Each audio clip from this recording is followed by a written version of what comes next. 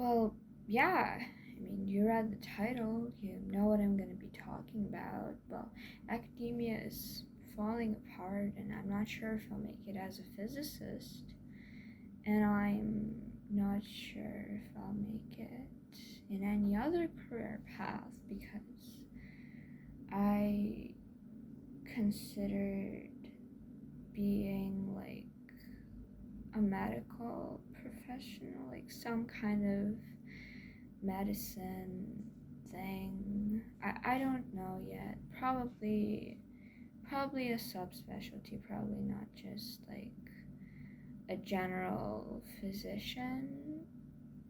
Um, Probably a specialty, but I don't know because the world feels like it's falling apart, and obviously I can't help but think about that.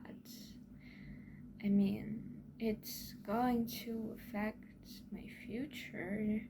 I care a lot about all of these issues because I'm going to grow up in a world affected by these issues. And by these issues, I mean, well, climate change and sustainability, and that ties into like AI and also stuff like the job market and so many other things, maybe even in software with AI. But on that topic, like,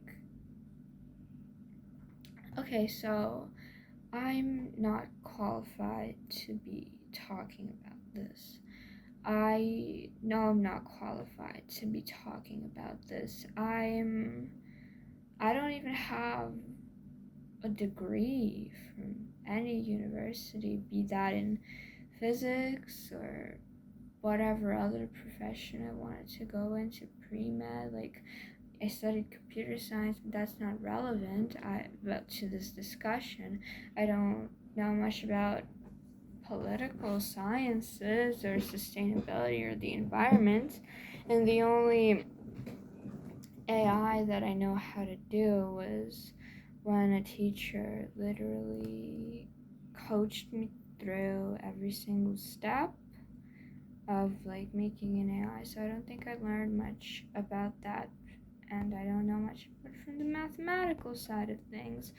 But I think in like this world, it's very easy to get cynical, um, especially when like reading the news because I'm well, I guess I'm not lucky, but I mean, I do curate like obviously what news is on my feed just by like interacting with the news that I'm interested in. So it's obviously gonna be mostly science news, so I'm spared from most of the other things that might make me hate the way the world is even more. But like, I don't want to call out the name of the specific publication, the name of the specific publisher I'm talking about, but um like there's just so many retractions. There's just so many retractions, and I get news about them all the time. And there's this publish or perish mentality in academia currently that's not, to my knowledge, nobody's really, I mean, I don't know.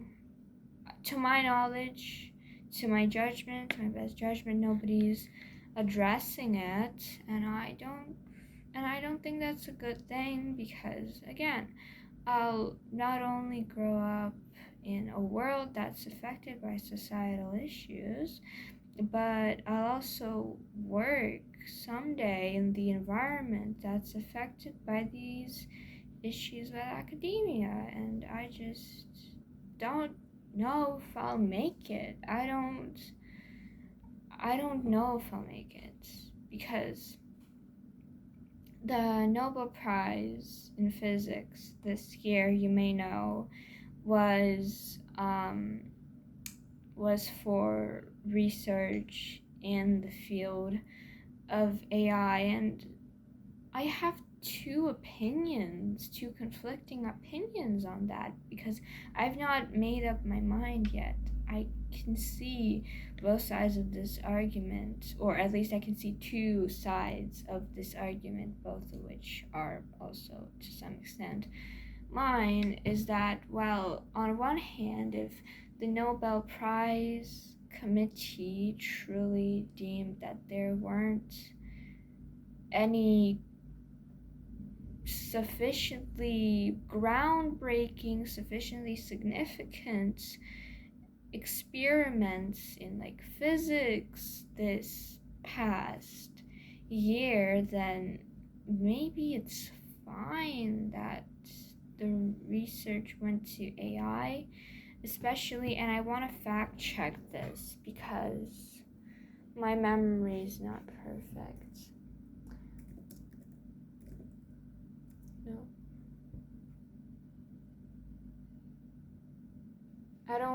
I'm not fully sure.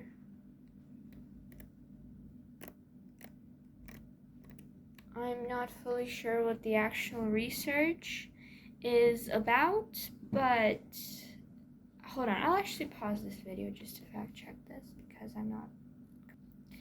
Okay, so I read up a little bit on the popular science version of the article because I am not smart enough to understand like the actual scientific version of the article yet. Basically, they use something called statistical physics, which is the physics. So I was wrong in my original assumption. I'll get to that. They use something called statistical physics to help the AI model distinguish different types of things. Statistical physics is basically a way to model a bunch of separate things. Like, for example, the most standard example is molecules in a gas as one singular thing. So this isn't really like the best example, but it's an example that I can understand and I feel like I can adequately explain. So in the air, right, in, for example, a balloon, there's a bunch of tiny little molecules, and instead of having to keep track of every single tiny little molecule, what statistical physics allows us to do is instead take what's inside the balloon, the gas inside the balloon as a whole, and look at, for example, its pressure, its volume, its temperature, and how all those things are interconnected. If you know a little bit about like thermodynamics, you know how that's interconnected is PV equals nRT, but you don't need to know that for like my argument, for my explanation. And what these physicists did is they used the concepts, the like mathematics and the concepts of statistical mechanics to help an AI, a neural network, if I'm reading correctly, distinguish between different things in images. So basically they treat, from what I understand, every single image as a molecule. Wait, hold on. I don't think.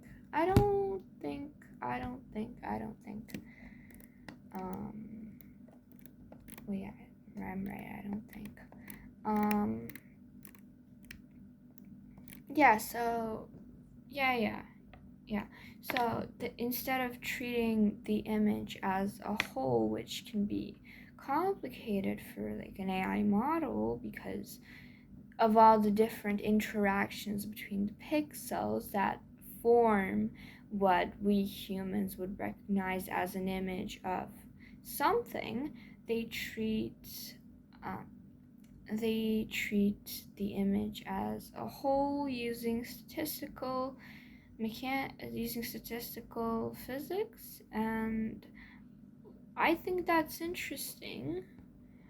Mm, I think that's interesting, but on the other, I should probably elaborate on what I originally thought. What I originally thought they did is there was no physics in the actual research, but instead this was AI research that could help physics in the future. So some maybe intersection between like conventional neural networks and some algorithmic things that would allow the AI to effectively reason and make new theories, which would be cool, of course, if that research came out. Um, that's not what happened in this paper, though. So, in any case, my other opinion of this this Nobel Prize being awarded to research in AI is, first of all, well, it's cool. Yes, it's objectively cool now that I've read up on it, but there were so many other cool things that were specifically in like more conventional areas of physics. This year, you can look at the nominees and decide which like you would rather have. I don't know, but there were other nominees, and yeah. So I just think there could have been better avenues for a prize to be given to this research, because this research is very cool, but it's not, as far as I've been able to understand the paper, which I've not, it's not new physics, it's new AI using physics. They're not discovering physics, they're applying physics to a new problem. And in my opinion, there could have been better awards to give to this research. Maybe a computer science award, or if it exists already, some kind of AI award, or I don't know though. But I don't want to I don't want to make the same old arguments I always make about the ethical issues and the environmental issues and all those other things with AI in this video, because I don't want it to be too long since it's not really entertaining. It's just me rambling. It's just me rambling, so. But you can research that on your own, and I think there are some really interesting perspectives beyond what's typically considered right now in popular science. Because there's copyright, there's the energy use, which I also discussed in short form, which is not enough. That was not enough. But yeah. Another thing I would have liked to point out is education, like the state of science education. And I don't know much about the state of science education, so I can only speak from my own personal experiences, and I understand my own personal experiences are like quite unique, obviously, because I'm just a person, right? I'm not like an average between a bunch of people, and I'm just like a person, but also because I I don't want to brag, but I at a young age am doing all this physics, and I just wish there were more understandable resources on more high-level topics. For example, right now I'm preparing a video on like the kick rotator problem, and I'm applying like Fourier series and perturbation theory there, which like buzzwords, yeah, buzzwords. It's whatever. And I've had to mostly use textbooks, which obviously I'm very grateful to have access to textbooks, but I'm not a smart person. I'm just a person who knows some things, and I just wish there were more understandable and intuitive resources for more high-level topics in physics and in other sciences, because that might help, and obviously very ambitious, that might help people who are considering going into the sciences right now and in the future, maybe when this like whole academia is falling apart thing is mitigated. I don't want to say solved, but mitigated, because the physics that you're taught in like middle school or freshman year of high school, to what I've been able to see in like Khan Academy, which amazing resource, by the way, amazing resource for school level things and even slightly above school level. Just amazing resources, linear algebra courses especially. It doesn't give a taste for what you'd actually be doing as a physicist, because I'm a nerd and I read publications for fun, and I see all of this research, and I've realized that the like Introduction to Physics 101 course that I took when I was like 11, and in which I didn't even bother solving any of the problems because I couldn't get the physics, it wasn't interesting to me at the time. It's so different from what physicists are actually doing, because they're not. Why am I saying we're not? I am not a physicist. I am not a physicist. They're not just solving like things using existing equations. Maybe they are, but they're sometimes making new equations, and I think it's important to it's important to give students it's important to give students a taste of what they might be doing if they went into the actual profession, like with experiments and derivations and applying the scientific process and logic. But honestly, I'm just going off the rails at this point. I don't know. That's just my thoughts. Obviously, there's a deeper problem that lies with education right as of now, that I don't know how to solve, because it seems like, well, it is a systemic issue with how students are being taught in schools and why so many kids like drop out and all of that and they don't want to go to school. And I'm very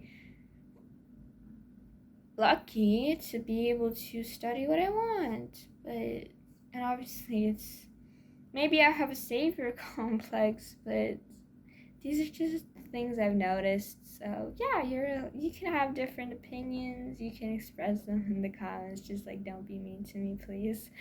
I feel like this video left a lot to be desired. Yes. I think I directed y'all too much to I don't want to say do your own research because that's associated with like conspiracy theories and all that, but yeah, I've directed y'all to like look things up and form your own opinions. But I guess that's good to some extent because yeah, it's kind of what I'm preaching here, like doing your own experiments, applying your own scientific process. So I'm not a hypocrite after all.